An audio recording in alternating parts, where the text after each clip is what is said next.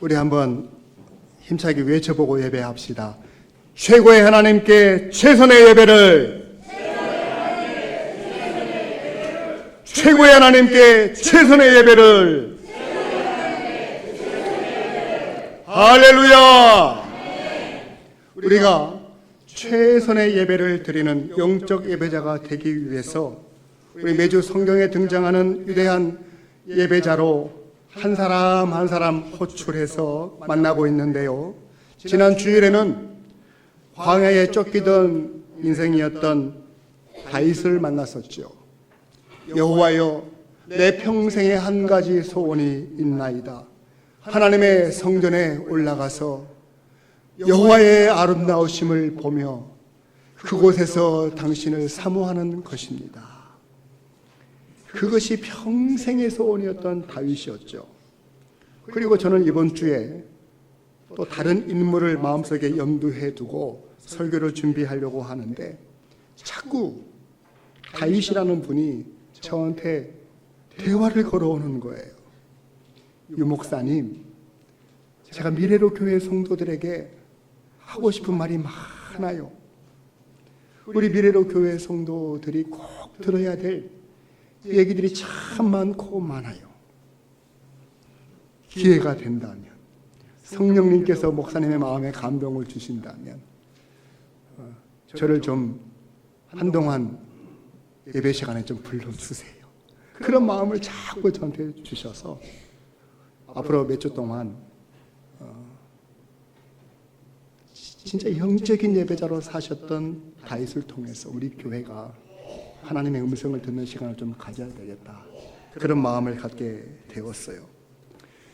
여러분, 시편이 총 150편이거든요. 그 중에 73편이 다윗이 쓴 시입니다. 그러니까 거의 절반에 가까울 정도로 다윗이 시편을 남겼다 할 수 있는데, 다윗이 73편만 지었겠습니까? 훨씬 더 많은 시를 남겼는데 그 중에 73편이 시편에 포함된 것이죠. 그런 면에 있어서 다윗은 그 시편의 내용을 하나씩 다 살펴보았을 때 모두 다 예배에 관한 얘기들 뿐이에요. 그러니까 다윗은요, 언제나 서나 예배 생각뿐이었던 사람. 그의 인생이 예배로 시작해서 그 인생이 예배로 맞춰진 사람이었음을 우리는 알 수가 있어요. 여러분, 실로 다윗의 인생을 가만히 살펴보면요, 2세의 막내 아들로 태어났습니다. 그러다 보니까 부모에게 지대한 관심 받는 아들이 아니라 거의 버림받는 자식처럼 저 들녘에서 양을 치던 목동으로 어린 시절을 살았습니다. 태생적으로 성공과는 거리가 먼 한계에 부딪힌 인생이었죠. 그런데요, 그는 실패자가 될 수밖에 없었던 그 인생의 수렁에서 자기 자신을 예배를 드림으로써 건져내요 비범한 인생을 살게 되었습니다. 무엇으로써? 예배로서요. 그가요, 저 베들레헴에 그저 평범한 가정에 불과했던 그 집안을 역사상 가장 위대하고 가장 아름다운 명문 가문으로 세우는 것은 그가 예배했기 때문입니다.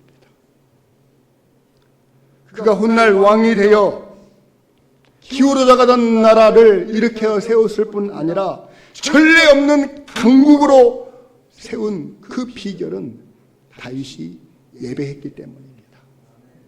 여러분, 다윗은 예배 하나로 자신의 한계를 극복하고요, 무명의 가문을 일으켜 세우는 집안이 되었고요, 그리고 힘없는 나라를 강력한 나라로 만드는 데 예배가 전부였습니다.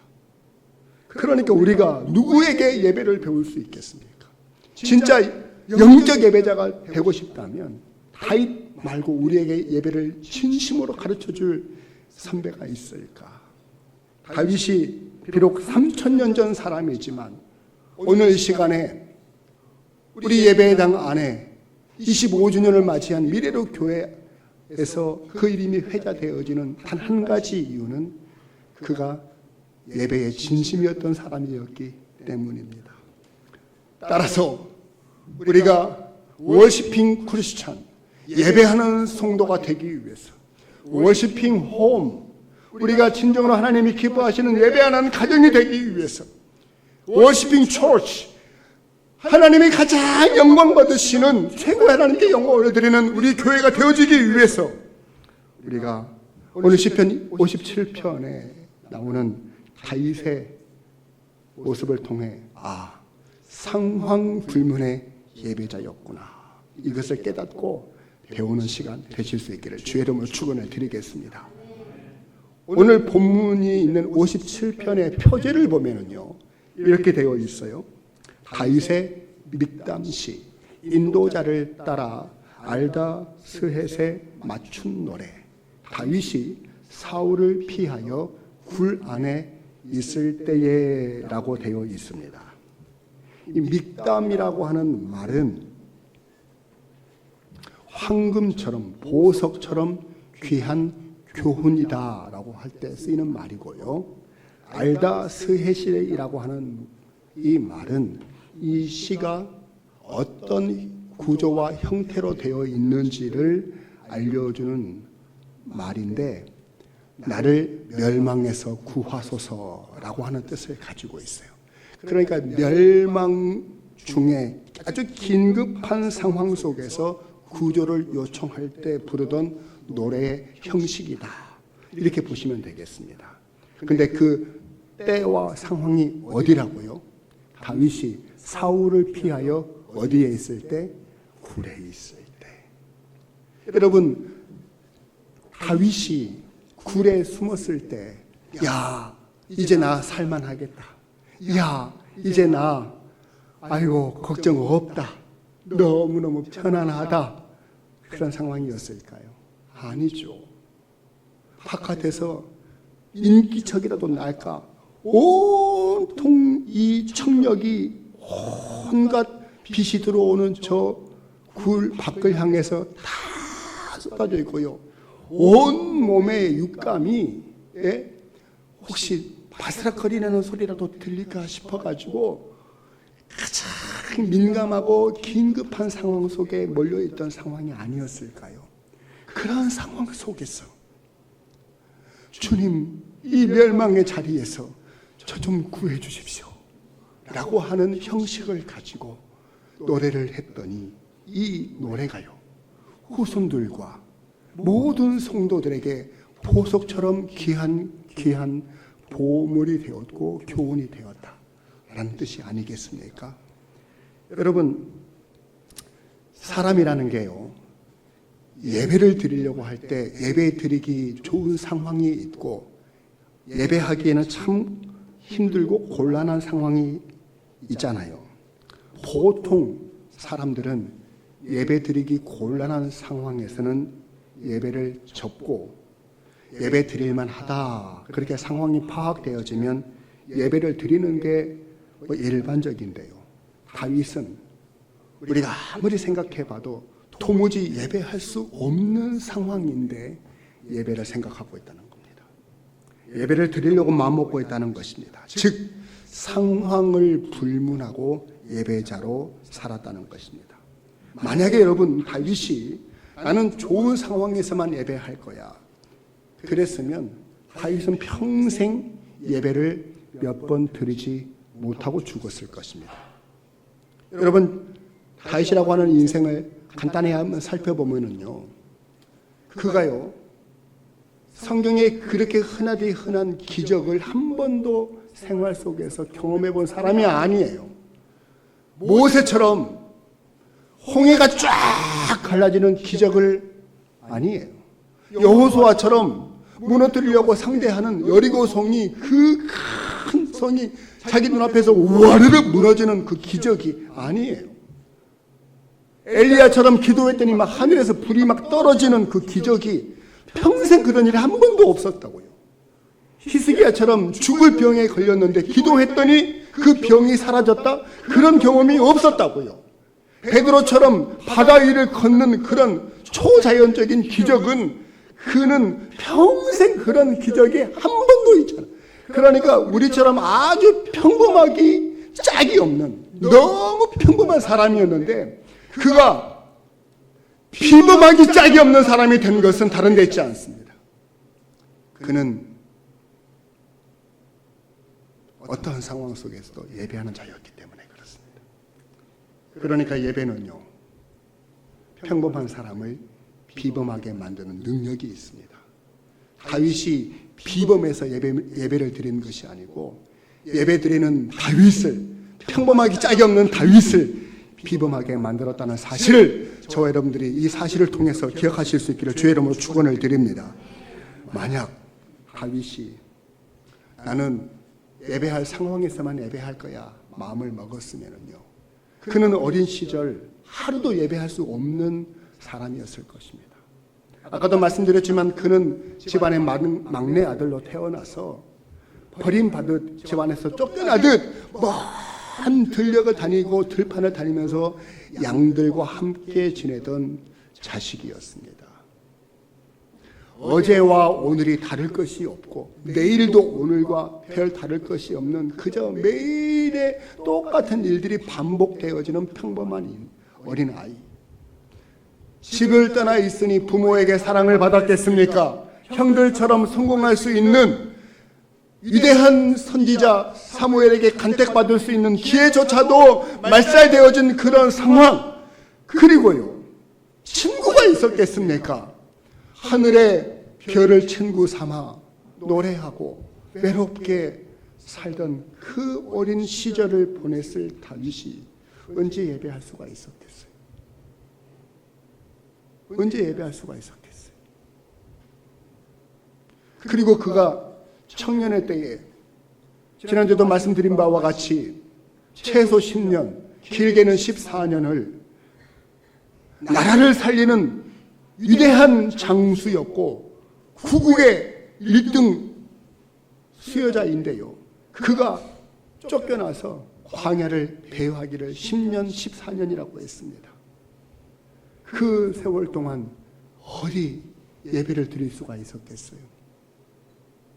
어디서 예배를 드릴 수가 있었겠고 그 광야 어디에서 제단이 있었겠느냐는 말이에요. 그가 하나님의 선택을 받고 하나님께서 그를 훗날 우여곡절 끝에 나라의 임금이 되게 하셨을 때도 늘 예배할 수 있는 환경이었을까요? 아니죠. 변방에서는 날이는 날마다 다윗의 나라를 쳐들어오려고 하는 주변의 강한 나라들이 계속적으로 전쟁을 일으켜 왔을 때 나라가 전쟁 중에 임금이 하룻밤이라도 편하게 잠을 잘 수가 있었을까요? 죽어가는 백성들과 노략질 당하는 백성들을 바라보면서 하루도 마음 편하고 예배할 수 있는 상황이 펼쳐졌겠냔 말이에요. 그가 나라를 40년을 통치했는데요, 40년 동안 통치하면서 나라가 얼마나 든든하게 세워졌고 이제 그 전쟁도 다 평정되어지고요, 나라가 세상 모든 사람들이 다 존경할 만한 위대한 강국이 되어졌을 때 이제 좀 상황이 괜찮겠다 싶은데요, 세상에나 눈에 넣어도 아프지 않을 자식이요 등을 향해서 칼을 꽂으려고 하는데 그 아들의 이름이 뭐예요? 압살롬이에요. 세상에 다른 사람도 아니고 자식이 나를 쫓아내는데요, 피눈물을 흘리면서 성 밖으로 도망쳐 나갑니다. 그런 상황에서 여러분 예배가 되어지냔 말이에요. 여러분 따지고 보면 다윗은 어린 시절부터 연세 많은 그 시기까지 예배 드리기 좋은 상황은 결코 허락하지 않는 인생이었습니다. 그럼에도 다윗은 어떠한 상황에서도 예배를 짓누르지 않고 예배로서 모든 상황들을 관리하고 예배가 가장 먼저였던 사람, 자기의 생명보다도 예배가 먼저였고 상황을 다스리는 예배자였던 것을 여러분 기억하실 수 있기를 바랍니다. 환경이 예배를 흔들 때 오히려 예배로서 환경을 바꿔버리는 상황 불문의 예배자였음을 기억하실 수 있기를 바랍니다. 여러분 우리가요 자식들을 키울 때 다른 거는 몰라도 어떤 상황 속에서도 예배를 타협하지 않는 것은 가르쳐야 되지 않을까요? 어떤 상황 속에서도 절대 예배는 드려야 한다 라고 하는 것을 가르치는 것이 부모의 역할이 아닐까요? 애야, 내가 너한테 물려줄 재산도 권력도 없지만 나는 예배하는 것을 너한테 물려주고 싶다. 그러면서 어떤 상황 속에서도 핑계하지 않고 예배자로 서도록 도와줘야 될 사명이 우리 부모에게 있지 않을까요? 여러분, 예배는 결코 타협의 대상이 될 수 없습니다. 우리가 상황에 따라 이랬다 저랬다 하는 것을 두고 변수라고 합니다. 그런데 어떠한 조건과 상황 속에서도 일관적인 답을 나타내는 것을 두고 상수라고 합니다. 예배는 변수가 되어서는 안 되는 겁니다. 예배는 상수여야 하는 것입니다.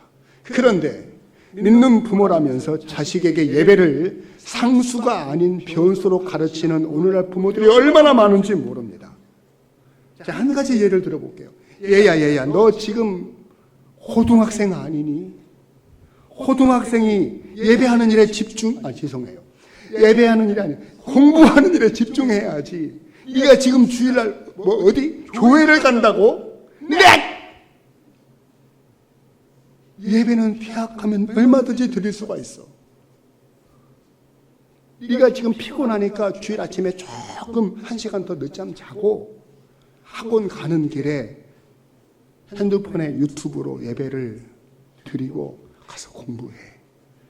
네가 좋은 대학교 가면 얼마든지 마음만 변하지 않으면 예배 드릴 수 있으니까 그때 드려. 그렇게 많은 부모들이 가르친다고 합니다. 그러면 그 아이가 무엇을 배울까요? 급한 일이 있으면 예배는 안 드려도 되는 것이로구나. 그걸 누가 가르쳤다고요? 부모가 가르치고 있다고요. 그럼 그 아이가 대학교에 들어가면 정말 예배를 잘 드릴 수 있을까요? 여러분 아셔야 됩니다. 요즘 대학생이 고등학생보다 더 치열하게 공부한다는 것 아십니까? 심지어 대학생들이 이런 말도 해요. 내가 이렇게 공부했으면 더 좋은 대학교 갔을 텐데. 그걸 대학생들이 하고 있단 말이에요. 근데 왜 부모들이 예배는 대학교 가서 드려 이렇게 말한 줄 아십니까? 그 다 자기 경험 때문에 그러는 것이거든요. 저같이 부모 세대가 대학 다닐 때는요, 대학생을 두고 뭐라 그랬는 줄 알아요? 먹자 대학생이라고 그랬어요. 대학교를 두고 놀자 대학교라고 그랬습니다. 대학교 가서 신입생 이 프레시맨 시절에 가장 먼저 배우는 게 뭔지 아세요? 술과 담배입니다. 이제 꽃이 피는 춘삼월 대학 캠퍼스에 사람들이 모여들면은요, 수업 시간에도 수업은 안 들어가고요, 빙 잔디밭에 둘러 앉아가지고 막걸리 사다 놓고 기타 메고 노래를 부르기 시작합니다. 떠나요, 동해로 떠나고 어디로 떠나고 조개 껍질 모아두고 이런 노래 불러가면서 그냥 술판 벌어지고요, 신나게 미팅도 하고 소개팅도 하고 그렇게 시절을 보냅니다. 그런데요, 4년 마치고 대학 졸업장만 있으면 그 시절에는 취직하는데 크게 어려움이 없었어요. 운수 좋으면 대기업에도 가고요, 공무원 되는 일도 쉬웠어요. 그런데 오늘은 그렇지 않아요. 오늘날 대학생들은요, 새벽기도 나가는 할머니보다도 더 일찍 일어납니다. 그래서 날도 밝기 전에 도서관으로 달려가서 자리를 잡아야 공부할 수가 있어요. 혹시라도 내가 화장실이라도 가면 자리 뺏길까봐 방광을 부여잡고 터질세라 말세라 공부 정말 열심히 합니다. 그래도 대학 졸업하고 좋은 대학교 졸업장을 가져도 정말 취업이 되기가 쉽지 않은 시대를 살고 있어요. 그러니까 부모의 생각으로, 마음으로, 경험으로 예배는 대학 가면 얼마든지 드릴 수 있어라고 하는 것이 우리 아이들에게 어떻게 작동되어질 부모의 가르침인지 여러분 생각해 보십시오. 그 아이는요, 이렇게 생각할 거예요. 고등학교 시절에 예배 안 드리고 대학 가야 되는데 대학 들어왔지만 그러나 여전히 나는 공부를 해야 되는구나. 그러면 취업하면 예배를 드릴 수 있겠지. 여러분 취업을 해보세요. 그러면 예배 드릴 수 있겠습니까? 같은 이 동기 사원이 치고 올라가는데 안 밀리기 위해서요. 낮에는 열심히 일하고 밤에는 또 학원을 다녀요. 영어 회화도 배워야 되고요. 할 일이 너무너무 많아요. 근데 언제 예배를 드립니까? 남들 주일날에도 나가서 열심히 일하는데 그 사람은 성공하고 승진하는데 어떻게 예배를 드립니까? 세상에서 살아내자면은요 그렇게 할 수가 없는 시대예요. 뭐 취업만 하면 다 됩니까? 결혼도 해야지요. 청춘 사업도 해야지요. 할 일이 너무너무 많고 예배할 수 없는 상황은 점점 쌓이는 겁니다. 인생이라는 것이 산 넘어 태산인 것입니다. 산 넘어 태산이에요. 그러나 자식에게 네가 인생에 처음 만나는 인생의 고비 드디어 고3이 되었구나. 열심히 공부해라. 그런데 네가 대학은 못 가는 한이 있어도 예배는 빠지지 말아라. 그 아이는 예배는 대학을 떨어져도 드려야 되는 것이로구나. 그렇게 배웁니다. 그러니까 대학에 들어가도 예배할 수 있고 취업을 준비할 때도 예배해야 하는 것이고 애인을 만나 청춘 사업을 바쁠 때도 예배는 안 빠지게 돼요. 왜요? 그렇게 배웠으니까요. 부모가 그렇게 살아갔으니까요. 그렇게 삶의 모범이 되어줬으니까요. 직장에 다닐 때도 예배를 빠지지 않으려고 노력합니다. 멀리 지방으로 외국으로 출장을 나가도 주변에 주일이 되어지면 먼저 내가 이번 주일날 꼭 예배를 드려야 되는데 어디서 예배를 드려야 될 것인가 그것부터 살피고 주일을 맞이하는 것이 부모에게부터 배운 것이에요. 결혼을 해서도 어린아이 양육을 해야 되는 상황 속에서 그 아이가 밤새 칭얼거리면서 꼬박 밤을 새우고 예배를 빠지지 않겠다라고는 일념 때문에 그저 눈을 비비고 나와서 예배할 수 있는 것 그렇게 배웠으니까요. 예배는 상황 때문에 드렸다 안 드렸다 하는 것이 아니라고 배웠으니까요. 한번 상황 때문에 예배를 안 드리기 시작하면 이제는 예배 드릴 수 있는 상황이 여러분들을 기다리지 않는다는 것을 저와 여러분들이 너무 잘 알지 않습니까? 제가요 이 설교를 준비하다가 우리 성도님들에게 나의 예배는 과연 변수인가? 나에게 예배는 과연 상수인가? 스스로 체크해보고 점검해볼 수 있는 한번 그런 기준을 좀 알려드려야 되겠다. 이런 생각이 좀 들었어요. 그러니까 여러분들 스스로 제가 드리는 말씀을 들으시면서 나는 예배를 변수로 생각하는가? 아니면 나에게 예배는 상수인가? 스스로 한번 체크 한번 해보세요. 자, 주일 아침이 되었습니다. 아이고 당연히 나는 집사이고 권사이고 안수집사이고 장로이니까 예배 드리러 교회 가야지 하고 문을 딱 열고 나왔더니 밤새 소리도 없이 흰 눈이 막 쏟아졌는데 허리만큼 찼다고 칩시다. 그 상황에서 오늘 교회를 가야 되나 말아야 되나 그렇게 생각이 들었습니까? 그분은 예배가 변수인 사람입니다. 그런데요, 눈을 딱 열고 봤더니 눈이 이만큼 쌓여 있어. 그 상황을 딱 보고 내가 교회를 자동차 끌고 가야 될까? 아니면 버스 타고 가야 될까? 그렇게 생각하는 사람이라면 그분은 예배가 상수인 겁니다. 목사님이 그것이 그거 저것이 아닌가요? 아니에요. 완전히 다른 거예요. 후자는 예배를 드리는 것이 기정사실인 겁니다. 그래서 어떻게 예배를 드리러 가야 될지 방법을 찾는 사람이고요. 전자는 눈 때문에, 눈이라고 하는 이 방해물 때문에, 걸림돌 때문에 예배를 할까 말까를 고민하고 있는 사람입니다. 이 사람은 예배가 변수인 사람인 것입니다.